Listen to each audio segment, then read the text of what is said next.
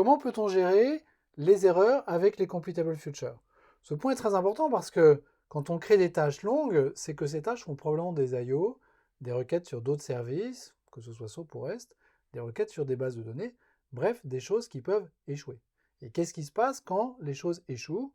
Quand j'ai une file not found exception qui est jetée ou une SQL exception qui est jetée.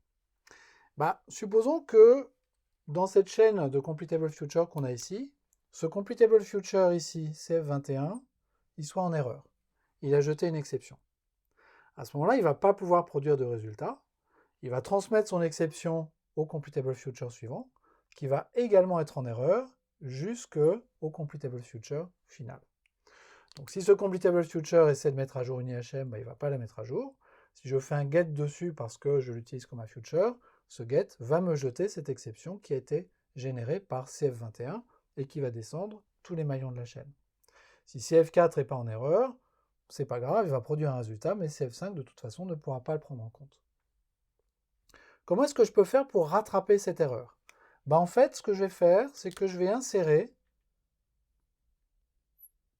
des completable futures particuliers qui vont pouvoir capter non seulement le résultat d'une tâche, mais également l'éventuelle exception qui a été générée par cette tâche, et qui vont pouvoir faire un choix. Le choix de transmettre cette exception et de dire finalement toute la chaîne de traitement est en erreur, et donc l'erreur va être propagée jusqu'à l'extrémité de la chaîne, ou bien le choix de faire du rattrapage sur erreur, de se dire finalement ce résultat il n'a pas pu être créé normalement, ok c'est pas grave, on va mettre une valeur par défaut à la place. Ou on va choisir de finalement ne rien afficher. Supposons que cette application, ce soit une application qui gère des données météo, et puis j'ai un serveur météo qui ne me répond pas, peut-être c'est pas très grave, peut-être je ne vais pas pouvoir afficher la température sur un point de la carte particulier que CF5 doit gérer, mais finalement toutes les autres températures vont être correctes, donc cette carte va pouvoir tout de même être affichée. Elle sera incomplète, mais j'aurai quand même quelque chose à montrer à l'utilisateur. Alors comment est-ce que ce completable future il peut être créé? Là encore j'ai plusieurs façons de le faire.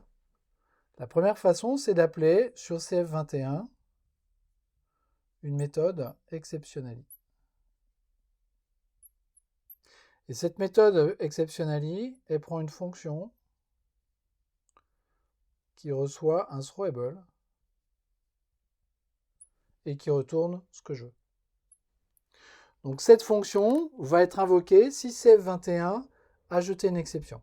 Si CF21 ne jette pas d'exception, cette fonction n'est pas invoquée et exceptionally ne va donc pas générer d'erreur, va juste appeler CF3 de la même façon. Cette fonction, elle peut prendre une décision.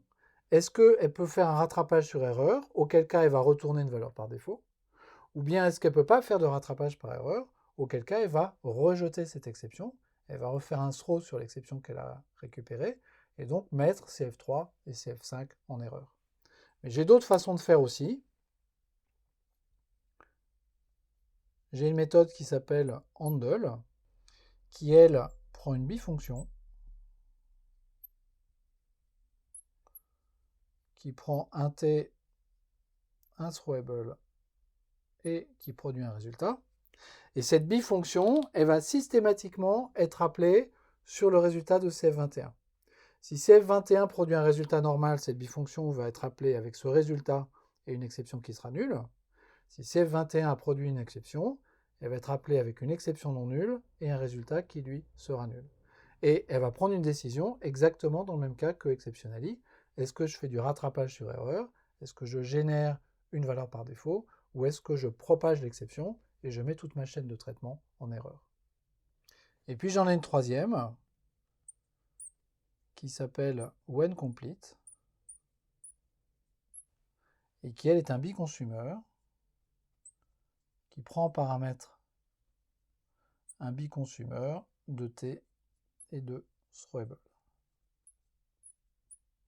Donc lui, ce biconsumer, il est a priori câblé sur rien, il n'a pas vocation à être câblé sur quelque chose, et il va juste prendre une décision, quoi faire quand cette exception aura été générée. Est-ce qu'il va la loguer? Est-ce qu'il va la montrer à l'utilisateur? Est-ce qu'il va lui montrer un résultat par défaut? C'est à lui de décider ça. Et puis si jamais il n'y a pas d'exception, le throwable ici sera nul, et il sera juste appelé avec la valeur t qui se trouve ici. Donc voilà comment on peut gérer les exceptions avec les completable futures.